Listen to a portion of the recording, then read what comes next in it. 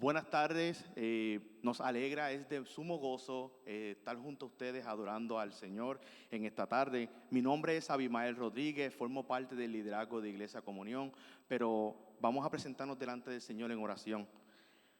Señor, te agradecemos por permitirnos acercarnos a ti para adorarte.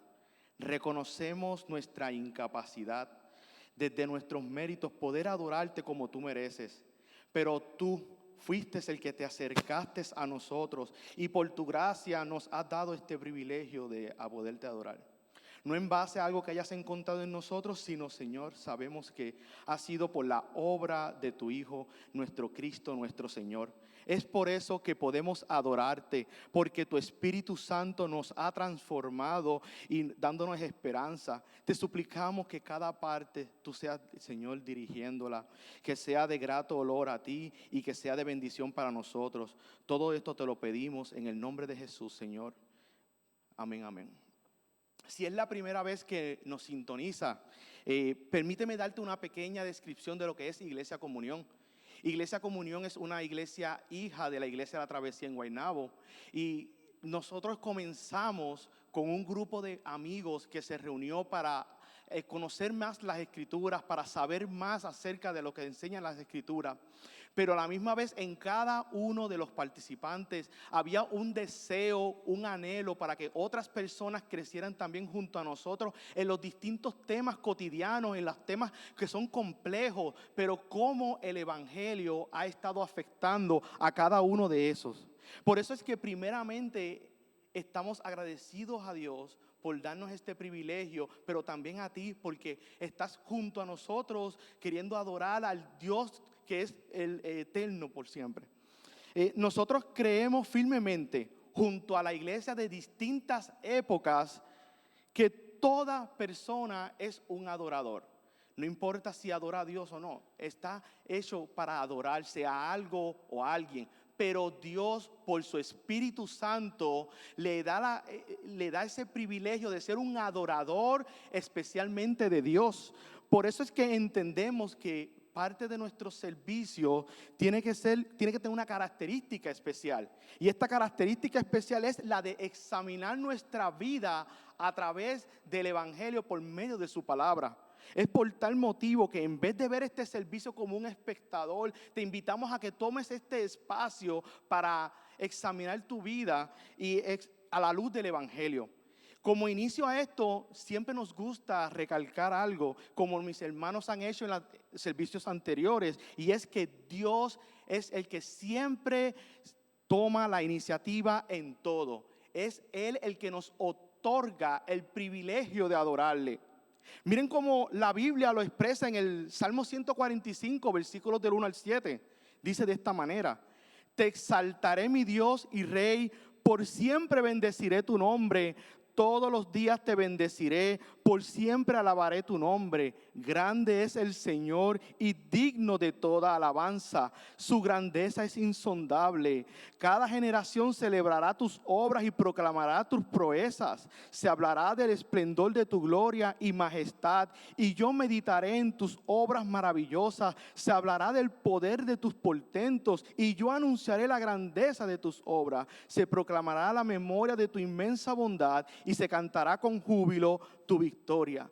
Nosotros entendemos que cuando cantamos lo hacemos porque es una forma de exaltar a Dios, y a la vez involucramos todo lo que somos para que con todo corazón creamos lo que cantamos. Por eso adoramos al Señor cantando.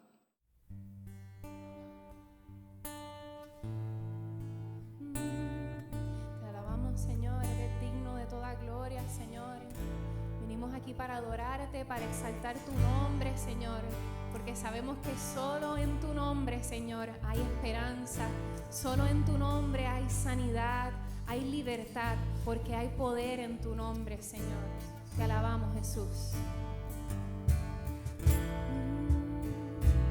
Hay poder en el nombre de Cristo. Hay poder en el nombre de Jesús. Hay poder en el nombre de Cristo. Hay poder.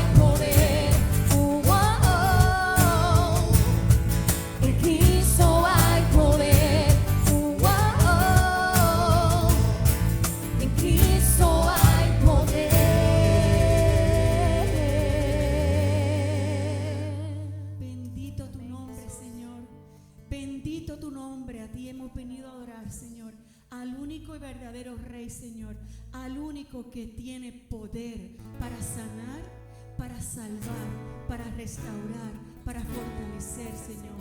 Padre, te adoramos, te damos gracias. Padre, queremos, Señor, que tú seas el centro de toda nuestra vida y nuestro ser, Jesús.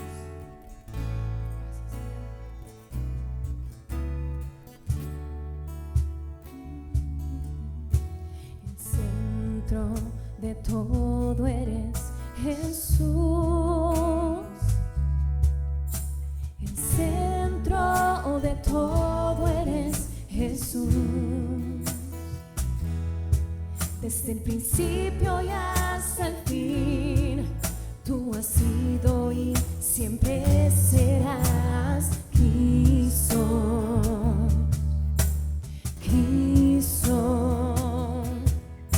El centro de todo eres Jesús. El centro de todo eres Jesús. Desde el principio y hasta el fin, tú has sido y siempre serás.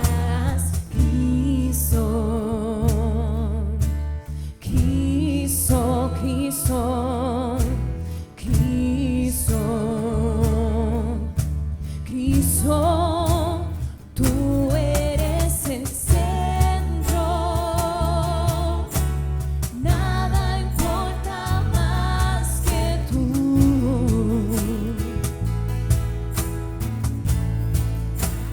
Todo el universo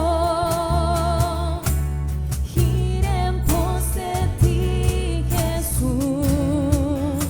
De ti, Jesús. El centro eres solo tú.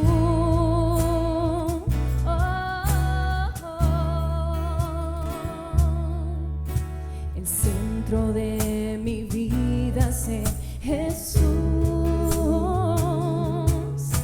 El centro de mi vida sé Jesús. Desde el principio y hasta el fin, tú has sido y siempre serás.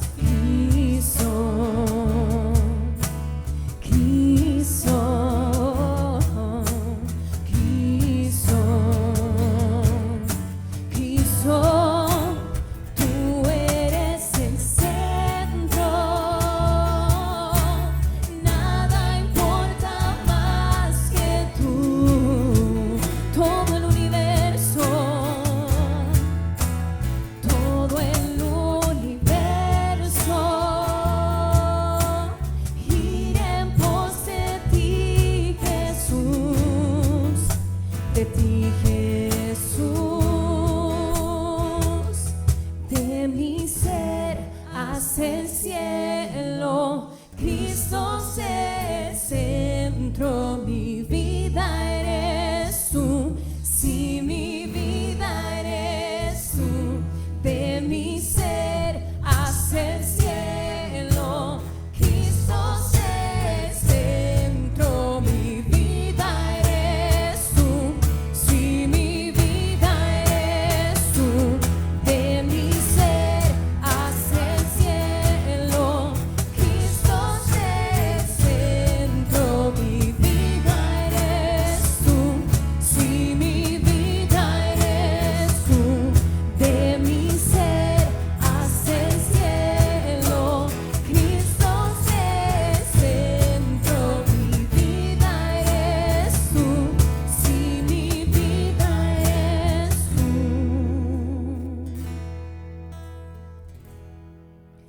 El centro de tu iglesia sé Jesús. El centro de tu iglesia sé Jesús. Toda rodilla se doblará y toda lengua te confesará. Quiso.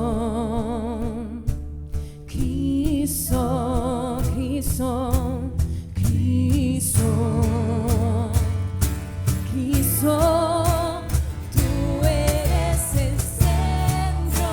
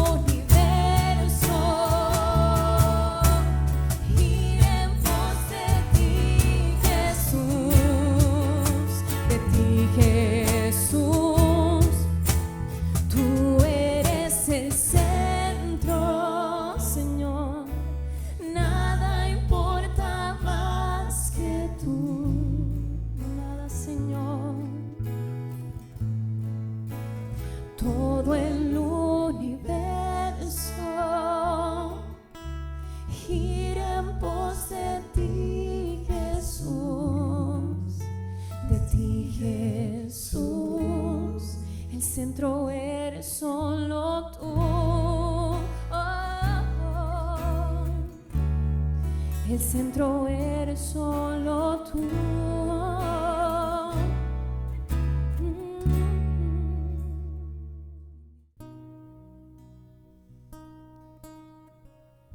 Bendito tu nombre, Señor Jesús. Te adoramos.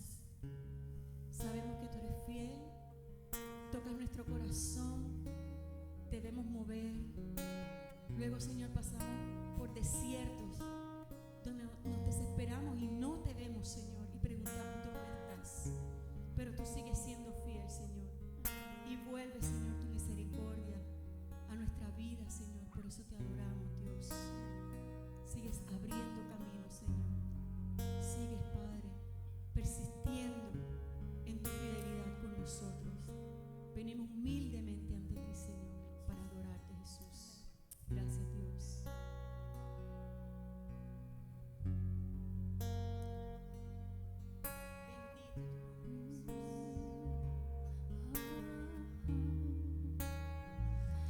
Aquí estás, debemos mover.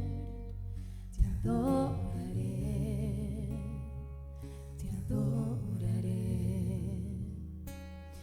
Aquí estás, obrando en mí. Te adoraré, te adoraré. Milagros, abres camino, cumples promesas, luz en tinieblas, mi Dios, así eres tú. Milagros, abres camino, cumples promesas, luz en tinieblas, mi Dios, así eres tú. Aquí estás, sanando mi corazón. Te adoraré, te adoraré. Aquí estás, tocando mi corazón. Te adoraré,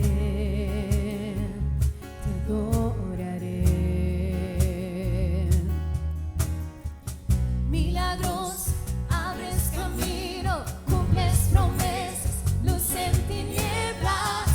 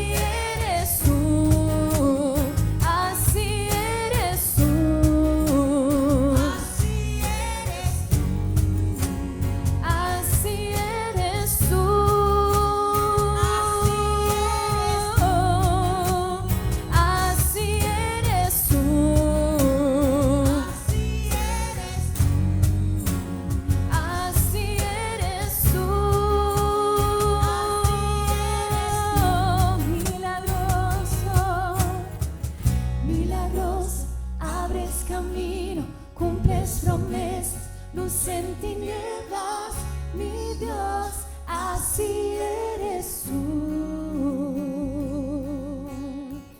Milagroso, abres camino, cumples promesas, luz en tinieblas, mi Dios, así eres tú. Milagroso, milagroso, abres camino, cumples promesas, luz en tinieblas, mi Dios, así eres tú. Aunque no pueda ver, aunque no pueda ver, estás sobrando. Aunque no pueda ver, estás sobrando. Siempre estás sobrando. Siempre estás sobrando. Aunque no pueda ver, estás sobrando. Aunque no pueda ver, estás sobrando. Siempre estás sobrando. Siempre estás sobrando. Aunque no pueda ver, estás sobrando. Aunque no pueda ver, estás sobrando. Siempre estás sobrando. Siempre estás sobrando. Aunque no pueda ver, estás sobrando. Aunque no pueda ver, estás sobrando. Siempre estás sobrando. Siempre estás sobrando. Milagroso, abres camino, cumples promesas, luz en tinieblas, mi Dios, así eres tú. Milagroso, abres camino, cumples promesas, luz en tinieblas, mi Dios, así eres tú. Una vez más, milagroso, Señor.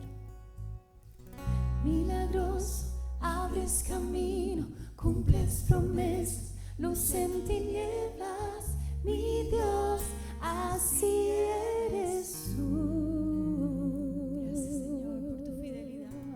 Siempre estás con nosotros, Señor. Bendecimos tu nombre, Jesús. Gracias. Te agradecemos, Señor, por habernos rescatado a nosotros y por acercarte a nosotros. Te agradecemos porque eres tú el que nos sostienes. Te agradecemos porque no escatimaste lo más preciado que existe, que es tu Hijo, nuestro Rey y Salvador. Y todo esto lo has hecho con gran amor. Gracias, Señor, por todo. Gracias.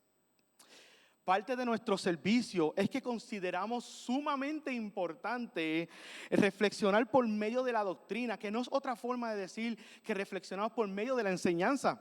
Consideramos que tenemos una fe antigua y la iglesia en distintas épocas han estado haciendo lo mismo, reflexionando, pero lo han hecho también con el propósito de que otras generaciones, lo han plasmado en documentos para que otras generaciones sean las que se beneficien de esa reflexión que han tenido. Entre esos documentos encontramos los documentos de catecismo. Esos documentos están diseñados para hacer una pregunta y contestar esa pregunta.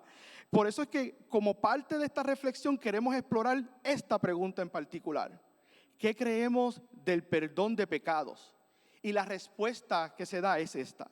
Creemos que Dios, por la obra de Cristo, decide no volverse a acordar jamás de nuestros pecados ni de nuestra naturaleza corrompida, con la cual debemos luchar toda la vida. En cambio, gratuitamente nos otorga la justicia de Cristo para que nunca seamos condenados.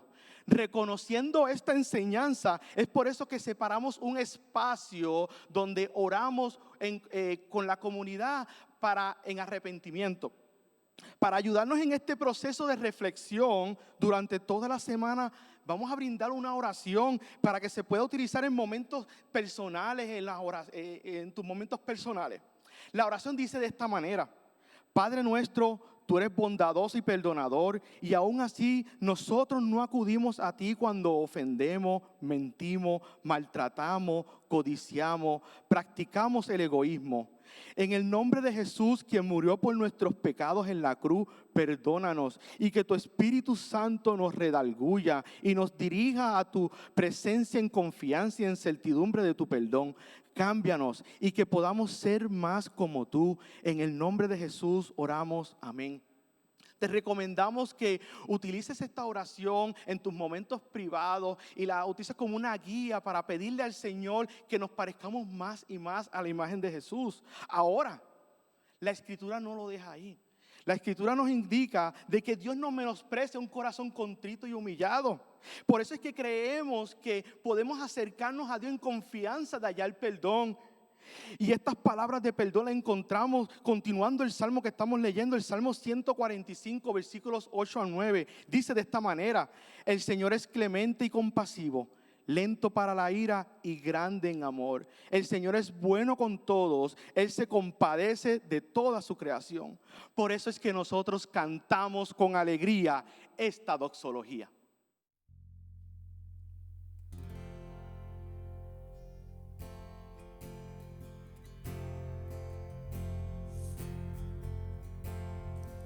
A Dios el Padre celestial, al Hijo nuestro Redentor,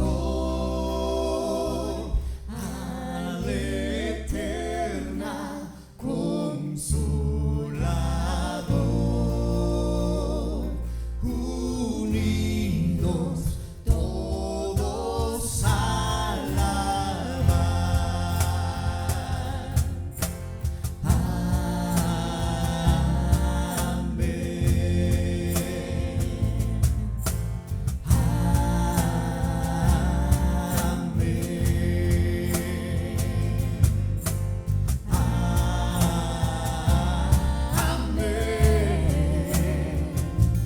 Te adoramos, te adoramos.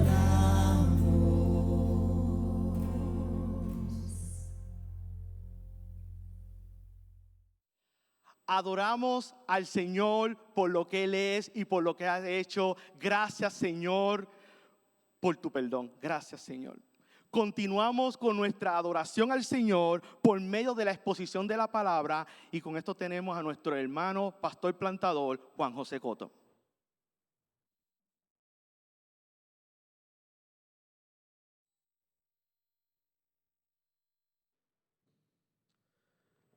Buenas tardes, familia de comunión. Qué bendición es poder adorar al Señor y exaltar el nombre de Cristo juntos y poder glorificar las grandezas y las maravillas del Señor.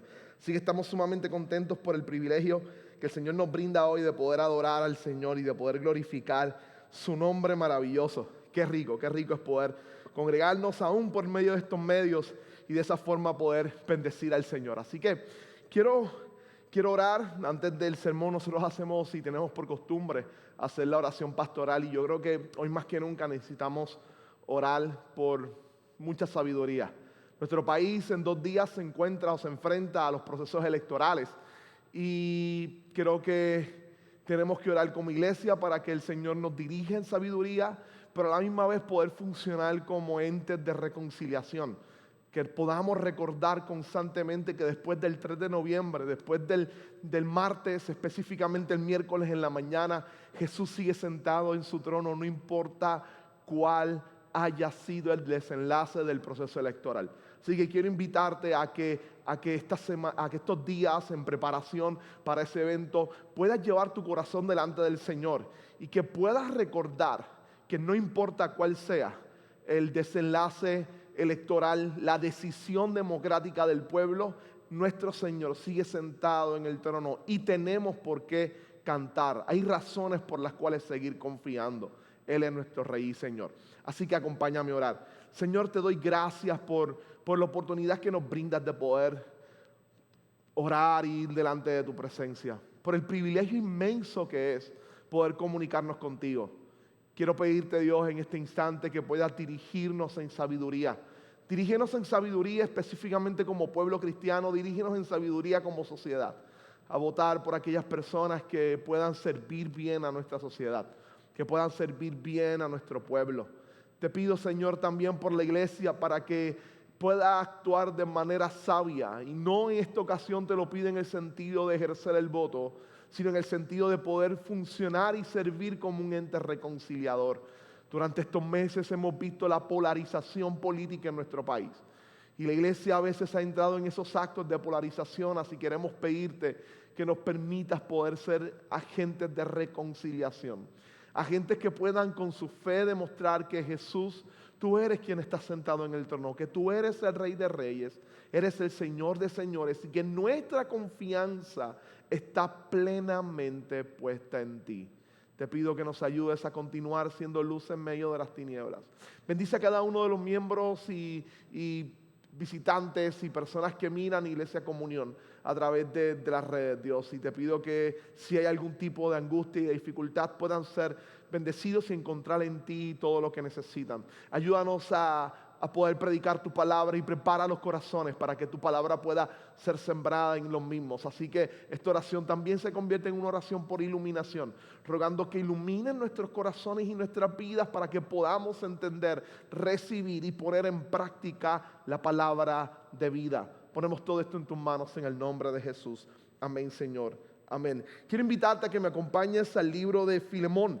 Vamos a estar leyendo allí el capítulo número 1 de Filemón. Y es que estamos esencialmente en una serie de sermones principalmente que apunta hacia el libro de Filemón. La hemos titulado Sencillamente Gracia. Y en esta serie de sermones estamos mirando aquellos aspectos relacionados con el contexto de esta carta que enfrenta a un esclavo con una persona que intercede por él y específicamente frente a su amo. Así que quiero que me acompañes, vamos a leer los versos de Filemón otra vez y vamos a leer el capítulo, el libro completo, son 25 versos. Así que leemos el libro o la palabra del Señor en el nombre del Padre, del Hijo y del Espíritu Santo. Amén. Pablo, prisionero de Cristo Jesús, y el hermano Timoteo, a ti querido Filemón, compañero de trabajo, a la hermana Apia, a Arquipo, nuestro compañero de lucha, y a la iglesia que se reúne en tu casa. Que Dios nuestro Padre y el Señor Jesucristo les concedan gracia y paz. Siempre doy gracias a mi Dios al recordarte en mis oraciones, porque tengo noticias de tu amor y tu fidelidad hacia el Señor Jesús y hacia todos los creyentes. Pido a Dios que el compañerismo que brota de tu fe sea eficaz para la causa de Cristo mediante el reconocimiento de todo lo bueno que compartimos. Hermanos, tu amor me ha alegrado y animado mucho, porque has reconfortado el corazón de los santos. Por eso, aunque en Cristo tengo la franqueza suficiente para ordenarte lo que debes hacer, prefiero rogártelo en el nombre del amor. Yo, Pablo, ya anciano y ahora además prisionero de Cristo Jesús, te suplico por mi hijo Onésimo, quien llegó a ser hijo mío mientras yo estaba preso. En otro tiempo te era inútil, pero ahora nos es útil tanto a ti como a mí. Te lo envío de vuelta y con él va mi propio corazón. Yo hubiera querido retenerlo para que me sirviera en tu lugar mientras estoy preso por causa del evangelio. Sin embargo, no he querido hacer nada sin tu consentimiento, para que tu favor no sea por obligación, sino espontáneo. Tal vez por eso Onésimo se alejó de ti por algún tiempo, para que ahora lo recibas para siempre, ya no como esclavo, sino como algo mejor, como a un hermano querido, muy especial para mí, pero mucho más para ti, como persona y como hermano en el Señor. De modo que si me tienes por compañero, recíbelo como a mí mismo. Si te ha perjudicado o te debe algo, cárgalo a mi cuenta. Yo, Pablo, lo escribo de mi puño y letra. Te lo pagaré por no decirte que tú mismo me debes lo que eres. Sí, hermano, que reciba yo de ti algún beneficio en el Señor. Reconforta mi corazón en Cristo. Te escribo confiado en tu obediencia, seguro de que harás aún más de lo que te pido. Además de eso, prepara mi alojamiento, porque espero que Dios les conceda el tenerme otra vez con ustedes en respuesta a sus oraciones. Te mandan saludo Epafras, mi compañero de cárcel en Cristo Jesús, y también Marco, Aristarco, Demas y Lucas, mis compañeros de trabajo. Que la gracia del Señor Jesucristo sea con su espíritu. Amén. Palabra del Señor.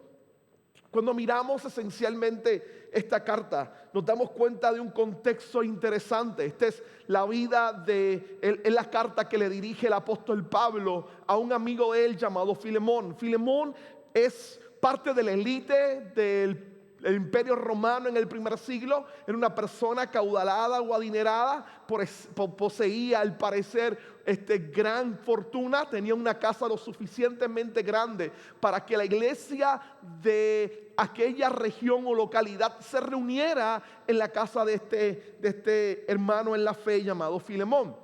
Filemón tenía entonces, al ser adinerado, una serie de esclavos a su mando.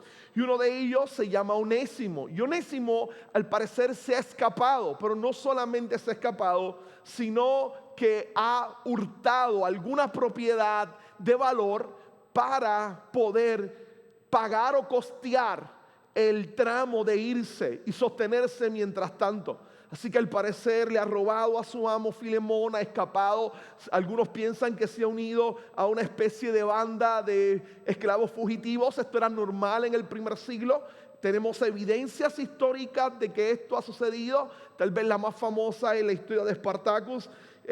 Así que era normal, huía y se unía a una banda de esclavos fugitivos. Las autoridades tomaban estas bandas de manera constante y los encarcelaban. El proceso de la encarcelación era un proceso de mantenerlos presos mientras se lo entregaban a su amo para la ejecución. El costo de escaparte era la muerte. Así que el precio que debía pagar Onésimo por su acto de ser fugitivo y haberle robado a su amo, las autoridades imponían pena de muerte en el primer siglo. Y ahí es donde la soberanía divina juega un rol espectacular en esta historia. Y es que de repente tenemos entonces a Onésimo, y lo tenemos encarcelado junto con nada más y nada menos que el apóstol Pablo. Y en ese proceso de encarcelación o de estar preso con Pablo, Pablo le predica el evangelio y Onésimo se convierte al cristianismo, a la fe en Cristo Jesús. Y es ahí donde entonces Pablo intercede por él ante Filemón para que no le quiten la vida, para que no lo ejecuten. Pero no solamente eso, y es lo que esencialmente vamos a ver en el día de hoy. Porque vamos a mirar esta carta desde la óptica o la perspectiva de Onésimo, desde la perspectiva del esclavo que ha sido rescatado y transformado por Cristo Jesús. Ahora, cuando nos acercamos esencialmente, esta historia nos permite explorar el tema del perdón de Dios. Como en el sermón pasado, el fundamento de esta acción no son conclusiones moralistas, no son acuerdos culturales. Es más, quiero proponer en el sermón de hoy que un perdón como el que Onésimo va a experimentar, un perdón como este es totalmente contracultural. Lo fue en la Roma del primer siglo y lo vamos a ver, pero pienso que no solamente es contracultural en la Roma del primer siglo, sino que estoy convencido que también es contracultural en el mundo actual. El perdón que Onésimo le va a pedir a Filemón y que va a recibir por parte de Filemón realmente reta los convencionalismos de nuestra cultura. Simplemente miremos por un instante. En el 2011 se publicó una columna en el periódico El País de España de un gran columnista, profesor de la Universidad de Madrid, José Lázaro. Y él hace todo un análisis sobre el concepto del perdón en España. En el 2011 se celebraba en España el hecho de que ETA, una organización que ejercía actos terroristas en suelo español, había sido desmantelada o desarticulada. Y muchos de los que habían ejercido el terror en España, muchos de los que habían hecho actos terroristas en España, habían sido encarcelados, y muchos de ellos en el 2011 decidieron comenzar a escribir cartas pidiéndole perdón a las familias de las víctimas que murieron por sus atentados terroristas.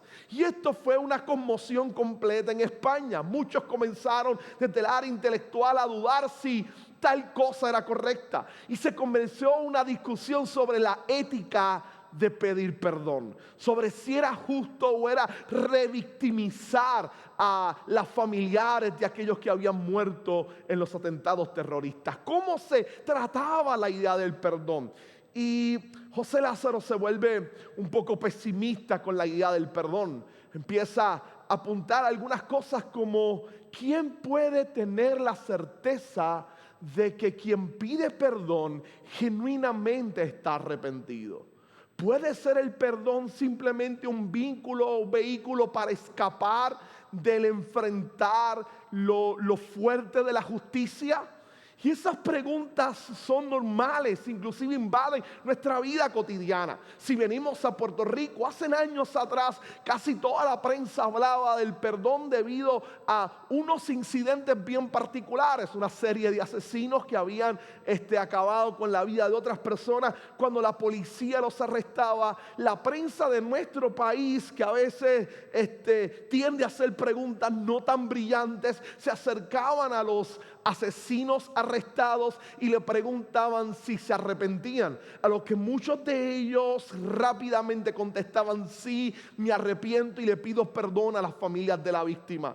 Y eso daba para que todo el mundo hablara durante el día sobre la idea del perdón. Nuestra sociedad tal vez está un poco cansada de esa idea del perdón. Es más, pensamos que no hay necesidad para pedir perdón y que es hasta ofensivo cuando alguien lo pide. Ahora, eso es una muestra de nuestra crisis cultural. Yo quiero invitarte hoy a que veas lo importante del perdón, pero sobre todo lo radical y absolutamente anticultural en nuestra sociedad de este perdón, específicamente el perdón planteado, fundamentado en la verdad del Evangelio. Empecemos con la idea de Onésimo. Onésimo se convierte en un ofensor desvaluado que necesita la gracia de su amo Filemón para tratar con la ofensa que él ha hecho. Y esto nos lleva entonces a mirar esencialmente la vida de Onésimo. Este es el clímax de la carta. Es el ofensor quien está pidiendo ser perdonado. Y Onésimo es un esclavo. Ahora, les había dicho en el sermón pasado que tomaría un momento para hablar sobre la esclavitud en el primer siglo. La esclavitud en el primer siglo en Roma era parte de la economía esencial de aquella sociedad. Era parte de la economía, los esclavos coexistían y en una sociedad dividida en clases que no eran tan rígidas esencialmente como las nuestras, había un poco de movilidad o de destrucción de propiedades esencialmente. Tú podías ser parte de la nobleza, pero si el emperador tenía problemas contigo, te quitaba todas tus propiedades y pasabas a ser parte del pueblo. Sin embargo, de repente nos damos cuenta que la esclavitud como parte fundamental se convía así en un estado donde era difícil salir del mismo. Tú eras esclavo por diferentes maneras. Primero te vendías a ti mismo. Tenías algún tipo de deuda y en vez de poder pagarla, pues entonces te vendías como esclavo y pagabas esencialmente con una temporada o un tiempo siendo esclavo. Esas personas podían en algún momento convertirse en libertos, en personas que eran libres después de pagar su deuda. Los que no podían liberarse eran esencialmente presos militares o políticos que tomaban luego del gobierno romano invadir alguna población, tomaba de sus mejores hombres y los vendían como esclavos en Roma. O porque había sido hijo de esclavo y por lo tanto había nacido en esta servidumbre de esclavitud y seguiría siendo esclavo. Onésimo al parecer es de esta segunda y tercera categoría. Es alguien que es esclavo y que pareciera no poder alcanzar la libertad y por eso es que se escapa. Y de nuevo, yo sé que a nuestras conciencias modernas se nos golpea la idea de, pero Filemón no era cristiano, ¿por qué tenía esclavos? ¿Por qué él contaba con esclavos? ¿Sabe? Cuando miramos estos aspectos de la Biblia debemos entender que el pecado es un proceso, era pecaminoso. La esclavitud definitivamente era un acto pecaminoso y inhumano. Los esclavos, según Aristóteles, que influenció mucho en la cultura romana, eran literalmente objetos vivientes. Había una despersonificación del esclavo. Se le consideraba un objeto más de la casa, lo único que un objeto que respiraba. Hay un proceso de deshumanización y definitivamente la esclavitud debería verse como un pecado, como algo que está mal. Ahora, si nos acercamos de forma moralista a la misma, nos daremos cuenta que el cristianismo le tardó en darse cuenta de esta realidad. De la misma forma en que lo más probable, generaciones futuras nos juzgarán a cada uno de nosotros los creyentes por no tomar en serio, por no considerar bien o por no ser suficientemente apasionados con el problema del calentamiento global que año tras año mata a millones de personas en hambre o en problemas atmosféricos serios. Mientras nosotros los cristianos seguimos utilizando los automóviles que tanto perjudican con sus emanaciones al medio ambiente. Creyentes en el futuro lo más probable mirarán nuestra historia y sentirán vergüenza y se preguntarán por qué ellos que hablaban del Dios que creó los cielos y la tierra, por qué ellos que hablaban del mandamiento de la creación que Dios le puso al hombre diciendo que el hombre era responsable de cuidar su creación, por qué ellos que tenían la Biblia y estaban conscientes de ello no actuaron correctamente. Cada generación tiene que cargar con sus pecados y buscar la manera de poder solucionarlos y ser proactivo en contra de los mismos. Así que al cristianismo le va a tardar un tiempo en lo que rompe los parámetros sociales, económicos y empieza a mirar la esclavitud como un pecado. Pero lo que tenemos en nuestra mano, déjame decirte esto, lo que tenemos en nuestra mano, la carta de Filemón es una joya que inicia el fundamento para transformar lo inhumano de la esclavitud y humanizarlo por medio de la fe del evangelio, pidiendo la libertad de un esclavo, sirviendo como paradigma para que varias personas años después utilizaran esta carta para proclamar la libertad de personas en esclavitud. Por eso, este esclavo llamado Onésimo tiene una identidad bien particular, y es que Onésimo es un nombre súper conocido, específicamente cuando lo miramos en el primer siglo. Era un nombre bien conocido, un bien común. Casi muchos esclavos tenían ese nombre, el nombre de Onésimo. Y es porque Onésimo significa verdad, significa útil. Y Pablo hace un juego interesante, esencialmente en los versos 10 en adelante. En el verso 10 Pablo dice: te suplico por mi hijo Onésimo, por útil, quien llegó a ser hijo mío mientras yo estaba preso. Verso 11, en otro tiempo te era inútil, pero ahora nos es útil, nos es Onésimo, tanto a ti como a mí. La palabra Onésimo significa útil y era utilizada porque cuando iban a vender los esclavos se le colocaban ese nombre para decirle a los compradores: este esclavo es útil para cualquier tarea que usted tenga. Lo más probable es saber leer, puede escribir, puede enseñar, es fuerte, puede trabajar afuera, tiene capacidades para trabajar dentro de la casa, así que era un esclavo que podías utilizarlo en cualquier lugar. Ahora, Pablo de alguna manera está reivindicando la dignidad de Onésimo. Y le dice a Filemón: mira, tal vez en algún momento tú has pensado que al él escaparse, al traicionarte, al robarte, te es inútil. Pero quiero decirte algo, él es útil. Y es útil esencialmente porque es creación de Dios. Y por lo útil que es como creación de Dios. No útil en el sentido de utilitarismo, en el sentido de que te es útil para que lo sigas esclavizando. Cuando vemos el resto de la carta, nos damos cuenta que la intención de Pablo es decir: él es útil porque es recipiente del amor de Dios al ser creado por Dios y salvado por el Señor Jesucristo. Él es útil, él es valioso, él es importante. Así que de alguna manera Pablo redignifica la vida de Onésimo. Y vamos a darnos cuenta que Pablo no solamente está pidiendo que Filemón perdone a Onésimo, sino que, y esto es importante, quiero que lo escuchen bien, sino que Pablo le va a pedir a Filemón algo más allá que el perdón. No es extraño que un individuo interceda por un esclavo sentenciado a muerte por escapar. Es más, tenemos una carta que nos ha llegado, no la de Filemón, tenemos una carta que nos ha llegado y que se ha preservado de un escritor romano llamado Plinio el Joven, que le escribe a su gran amigo, a uno de sus amigos, principalmente por la misma situación, Le escribe a su gran amigo y le dice: mira, ¿sabes, Sabiniano? Tu esclavo se escapó y llegó hasta mí para pedirme que yo interceda por él. Y lo vi bien arrepentido, dice Plinio en la carta a Sabiniano. Lo vi bien arrepentido, es más, hasta lloró e hizo silencio. Y eso me confirmó su arrepentimiento. Te lo voy a devolver, por favor, no lo mates, trátalo bien. Sí, si lo debes castigar y amonestar con rudeza, hazlo, pero no lo golpees demasiado. Recíbelo. Yo creo que te va a hacer bien a ti el poder perdonarlo.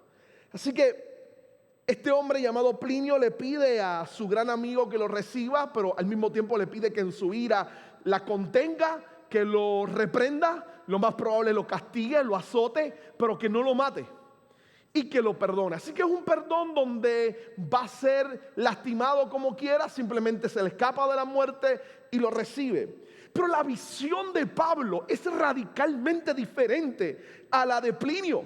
Pablo no solo le pide a Filemón que reciba a Onésimo, es más, le dice, tú no lo vas a castigar. Le pide a Filemón que reciba a Onésimo, que lo libere y que le dé una nueva posición social, que lo trate como hermano, como coigual delante de él. Así que Onésimo va a llegar y no solamente va a ser perdonado y recibido, sino que va a ser liberado y ascendido socialmente a una persona coigual a Filemón. Y eso, amigos, era sumamente radical y diferente en aquel tiempo. Estos versos nos permiten tener algunas aplicaciones. Hay mucho de lo que Dios nos dice a través de esto. Hay mucho de lo que Dios nos dice o Dios nos quiere decir a través de esto. Primero, quiero apuntar a lo siguiente y quiero que estas palabras queden profundamente grabadas en tu corazón hoy. Lo primero es que el asunto de la esclavitud me llama la atención, específicamente como imagen o imaginario de la condición humana. Y es que hoy los hombres valoran desmedidamente su concepto de libertad, sin darse cuenta que viven en esclavitud.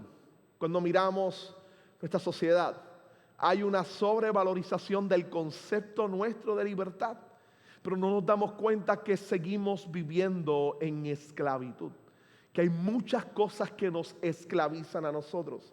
Y es más, ante esto hay una declaración antropológicamente asombrosa de la Escritura con relación al hombre. En Romanos 6:17 el apóstol Pablo dice, antes ustedes eran esclavos del pecado. El propio Jesús inclusive dijo en Juan 8:34, ciertamente les aseguro que todo el que peca es esclavo del pecado, respondió Jesús. De la misma forma que la esclavitud antigua y moderna deshumaniza al ser humano, de esa misma forma que le quita a lo humano, que lo desvalora, que se convierte en algo que debemos repudiar y totalmente luchar porque no exista, la iglesia debería ser una de las defensoras principales en contra de las manifestaciones de esclavitud moderna. A la misma vez, la condición del ser humano hoy en día pareciera apuntar que nos ha roto los grilletes de la esclavitud. Sí, la diferencia es que ahora hay amos diferentes. Hemos cambiado de amos. La Escritura nos va a decir que hay un amo que nos esclaviza constante y se llama el pecado. El pecado no es otra cosa que nuestra rebelión contra Dios, nuestro sentido de querer dirigirnos por nuestro propio camino, por nuestra propia dirección. Ahora piensa. Los seres humanos están presos y reos de sus propios deseos, de deseos que los hieren, que los deshumanizan, de deseos que terminan lastimándolos y lacerándolos constantemente. Es más, hemos creado patologías para engañarnos y no darnos cuenta de que estamos esclavizados por ciertas conductas que muestran nuestra pecaminosidad. Por ejemplo, aquellos que mienten constantemente, hemos decidido llamarlos mitómanos. Así que hay todo un problema psicológico en él que lo impulsa constantemente a mentir. Ya no queremos decir que sus actos de mentira es una muestra de cómo su carácter está radicalmente distorsionado y afectado producto del pecado. Si miramos rápidamente algunos de los procesos y de los aspectos que más llaman la atención en nuestra sociedad, es el alto índice de personas que están esclavas de la pornografía, que están esclavas del consumismo, que constantemente se van a quiebra y se endeudan porque hay un amo que las domina y es el amo del consumo. Desean tener más y más propiedades materiales. Muchos hemos estado esclavizados ahí. Muchos hemos sido esclavos de ese amo malvado que rompe matrimonios, que daña hijos, que destruye personas. También tenemos otros tipos de amos que nos dominan. Ese amo que se revela, que muestra, que quiere gritar que le pertenecemos y que nos hace actuar como enemigos de Dios. Estamos esclavos del pecado. Sin embargo, la imagen de Dios en nosotros no está eliminada. Somos útiles, nos dice Pablo.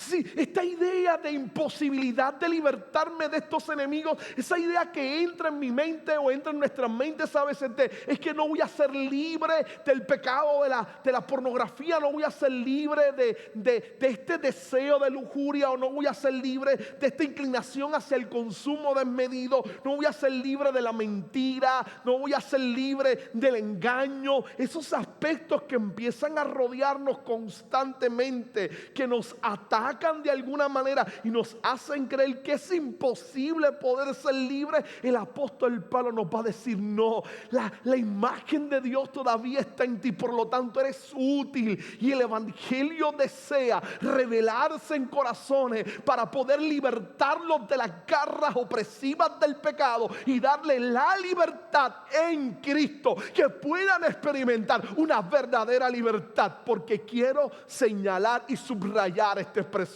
hay verdadera libertad en Cristo. Es más, la verdadera y auténtica libertad no se consigue en unirme o aceptar X o Y ideología. Por más impresionante que parezca, la libertad genuina se encuentra única y exclusivamente en aquel que me puede libertar de mi mayor enemigo, que es el poder del pecado dentro de mí. La verdadera libertad se encuentra en Cristo Jesús. Es aquellos a los que el Señor llama, a los que el Señor llama a Él, a los que les impele por medio del evangelio. Es el evangelio el que se revela y que muestra el valor que tenemos, lo útil que somos delante del Señor. Es un valor que llevó al Hijo de Dios a morir por nosotros en el madero. Ese valor inmenso nos muestra la verdad de este perdón radical. Ese perdón radical, que es lo que Pablo esencialmente está proponiendo. De nuevo, lo que Pablo hace es exactamente lo que Cristo hace con nosotros. Lo que Pablo está haciendo aquí es lo que Cristo hace con nosotros. Pablo le dice: te lo envío de vuelta y con él lleva mi propio corazón. Y luego le dice: sabes, si él... Verso 17, de modo que si me tienes por compañero, recíbelo como a mí mismo. Si te ha perjudicado o te debe algo, cárgalo a mi cuenta. Entonces, si te das cuenta, está Onésimo el que ha ofendido y ha robado, está Filemón el que ha sido ofendido, y está Pablo en el medio diciéndole a Filemón: ¿sabes qué? Yo voy a tomar el lugar de él. Si estás airado por él, yo voy a tomar su lugar. Lo que él te debe, yo te lo voy a pagar, para que puedas recibirlo a él como si me estuvieses recibiendo a mí. Esto es el perdón más poderoso y es la imitación del evangelio. Pablo no es el predicador que simplemente de forma teórica cree algo, pero que en la práctica no lo demuestra. No. Pablo es aquel que el evangelio está llenando tanto su corazón, pero tanto su corazón, que lo desborda en actos concretos, en situaciones concretas. En este momento Pablo está emulando la persona de Jesús, porque exactamente, escucha bien, tú y yo estábamos en la posición de Onésimo delante de Dios. Lo ofendimos, somos merecedores de su ira, pero Jesús se colocó en nuestro lugar y le ha dicho al Padre: yo pagó la deuda del pecado de ellos y la ira de Dios fue sobre Jesús en la cruz del Calvario. Él tomó nuestro lugar para que el Padre ahora nos reciba como si fuéramos Jesús, como si fuéramos su Hijo perfecto. Nos recibe porque nos adopta como si fuéramos Cristo Jesús, porque ahora estamos en Cristo Jesús, en aquel que tomó nuestro lugar en la cruz del Calvario. Aquel que tomó nuestro lugar en la cruz. Es por ello que los teólogos afirman, escucha bien, que justificación y adopción parecieran ser dos caras de la misma moneda. Estas dos doctrinas parecieran ser dos caras de la misma moneda. Justificación, por un lado, nos coloca en una nueva posición. Al Jesús tomar nuestro lugar, al colocarse en nuestro lugar delante de Dios, Dios ahora nos declara justos. Somos justificados. Ya no nos acusarán por nuestros pecados. Y esto es una buena noticia. Ya no hay nadie que nos acuse por nuestros pecados, porque Jesús tomó nuestro lugar, como Pablo está tomando el lugar de Onésimo. Pero no solamente eso, sino que al mismo tiempo nos dice la Biblia que hemos sido adoptados como hijos delante de Dios.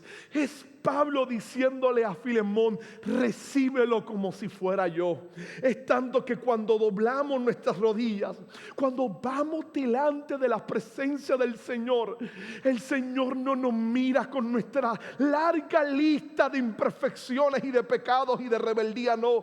Cuando nos mira, a quien veas a su Hijo muriendo por nosotros en la cruz del Calvario. Sus palabras a nosotros son las mismas palabras a Jesús en el día del bautismo: este es mi Hijo amado, estoy orgulloso de él o de ella. No por nuestra capacidad, esas palabras no las da Jesús por lo bueno que hayamos sido, no, nos da o nos dice esas palabras a nosotros porque Jesús tomó nuestro lugar al morir en la cruz.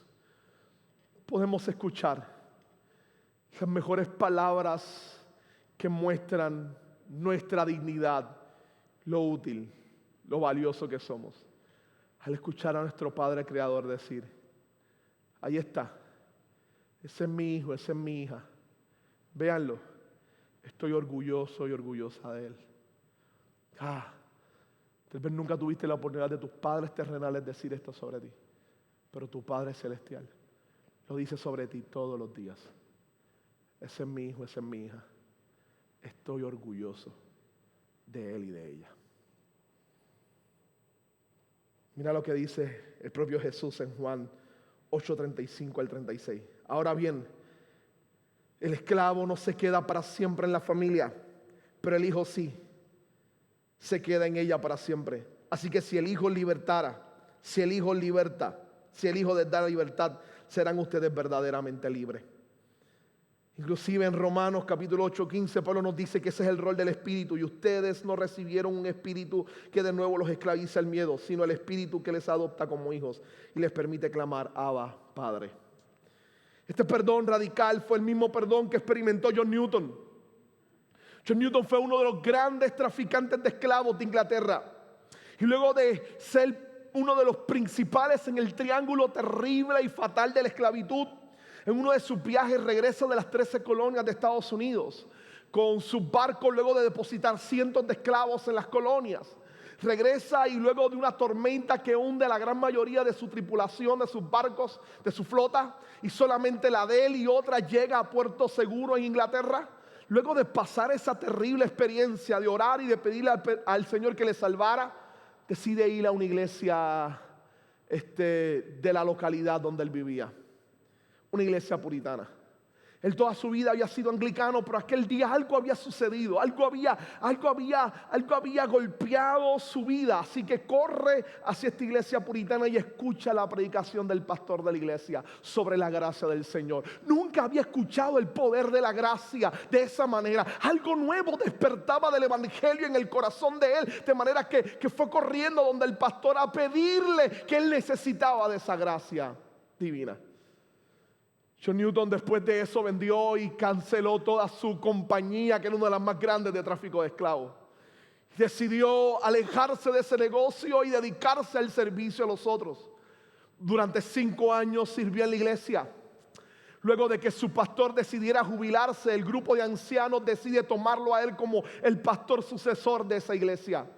A lo cual él le contestó a su pastor ya anciano que se iba a jubilar: yo no soy digno de ello. Cuando el pastor le pregunta por qué, John Newton le responde: pastor, sabe que todas las noches casi no duermo viendo el rostro de los cientos y miles de esclavos que han muerto y han sido torturados por mi culpa.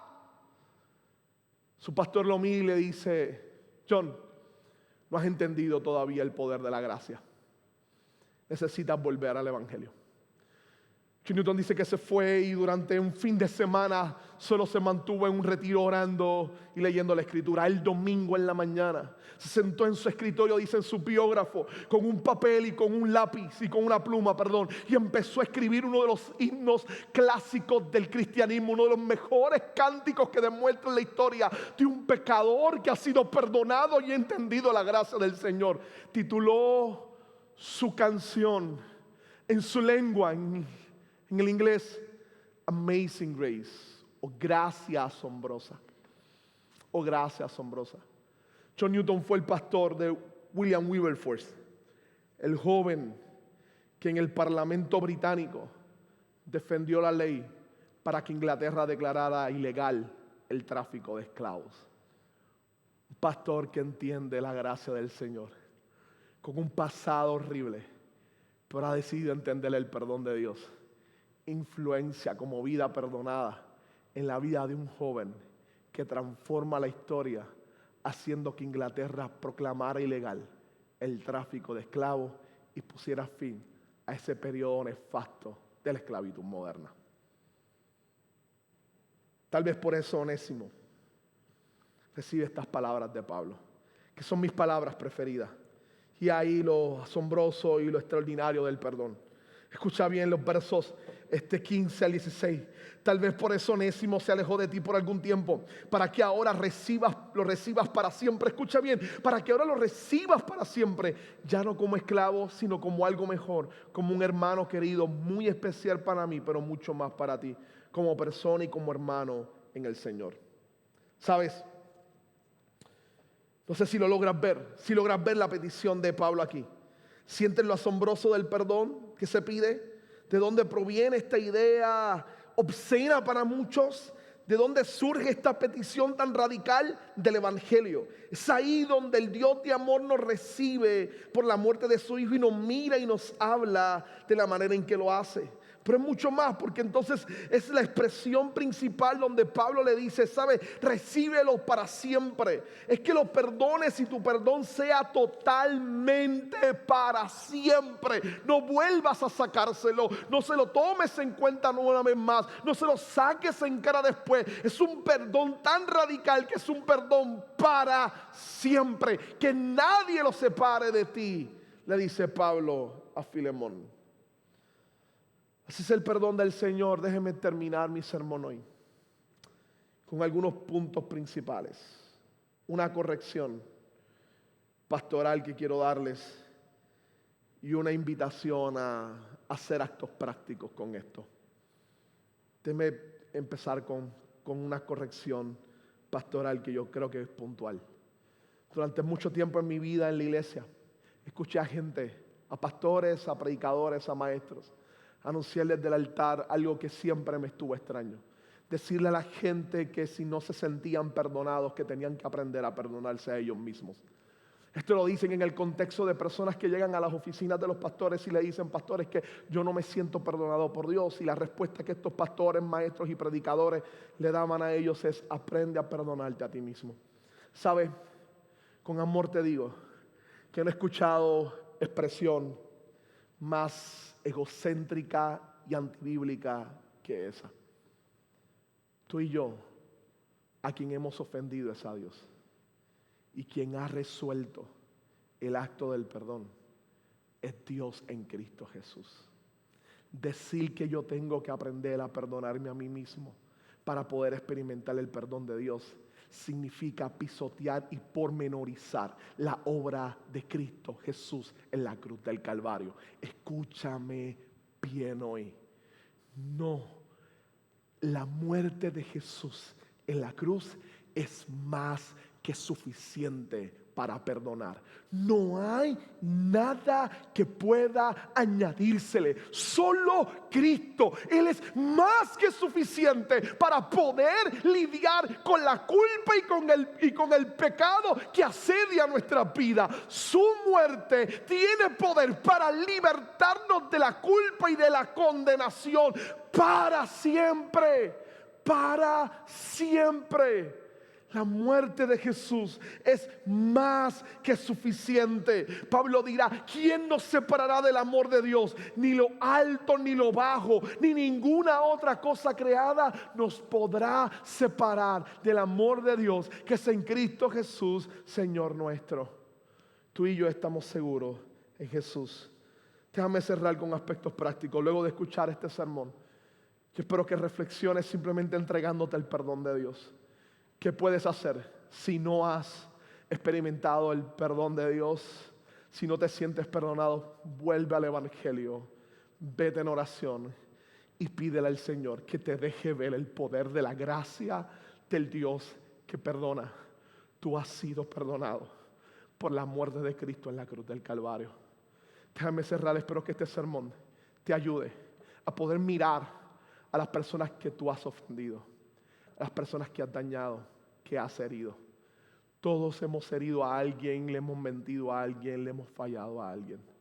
Yo quiero y te pido por el amor de Cristo Jesús, por el poder del perdón, del Dios que te ha perdonado todos tus pecados. Le pido al Señor que te capacite para poder pedir perdón a otros. Que ese acto liberador puedas ejercerlo. Ahora yo sé que si perdonar es difícil, pedir perdón se convierte en algo mucho más complicado. Así que de nuevo, número 1, ora.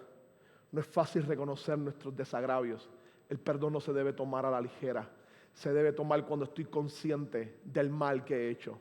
Ora para que el Espíritu Santo te cree conciencia del mal que has hecho y te permita, te conduzca a pedirle perdón a otra persona. Ora. Número 2, confía en Jesús. El deseo de Dios es que nos reconciliemos unos con otros. Número 3, prepárate para el rechazo, pero confía en el proceso. No todo acto de perdón va a implicar una restauración de la relación.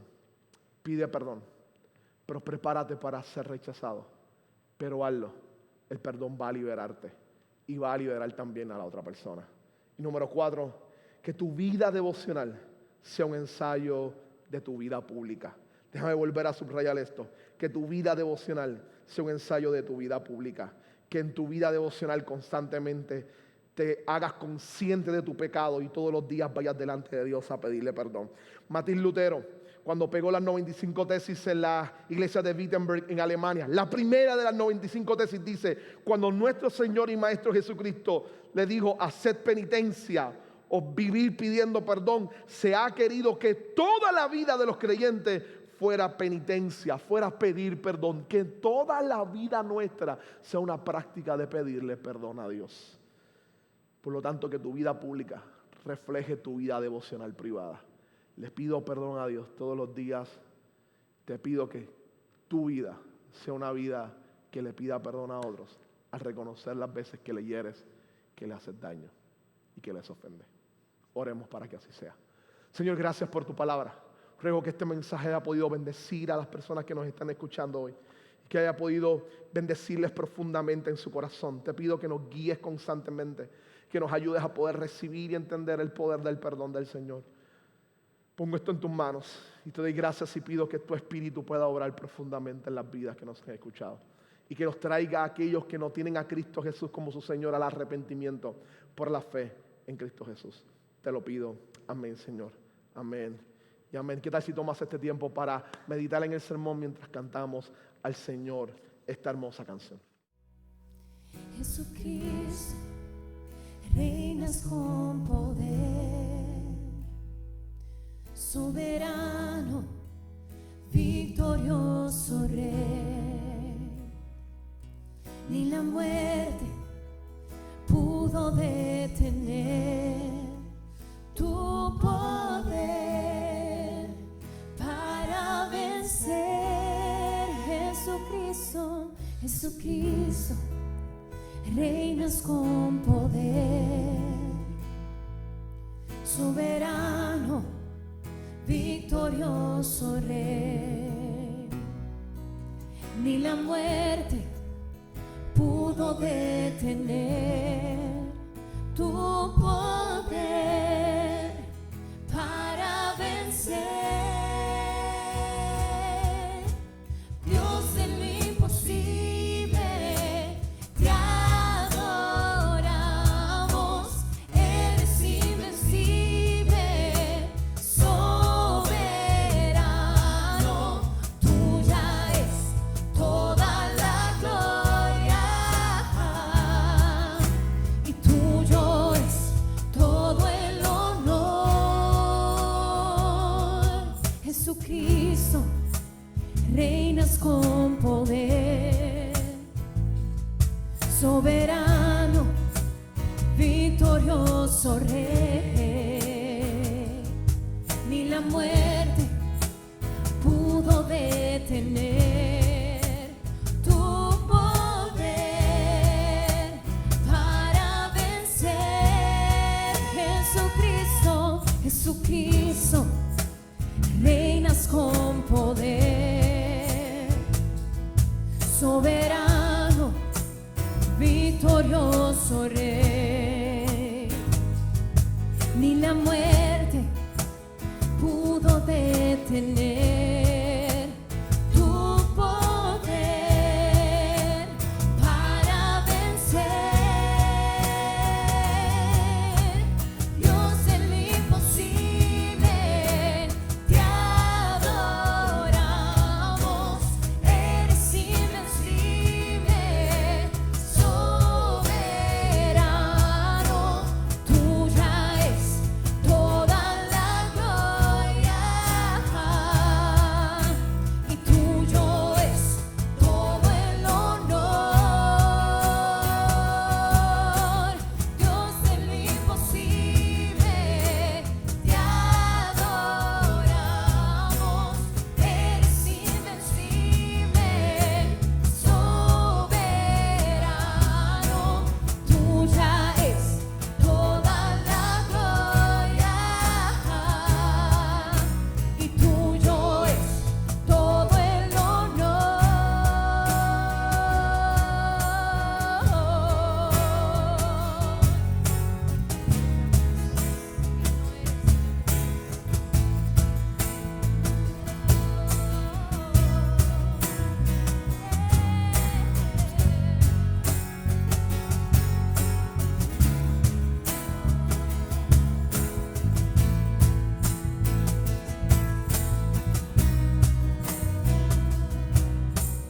Dios en lo imposible, te adoramos. Eres invencible, soberano. Tuya es toda la gloria y tuyo es todo el honor. Dios en lo imposible,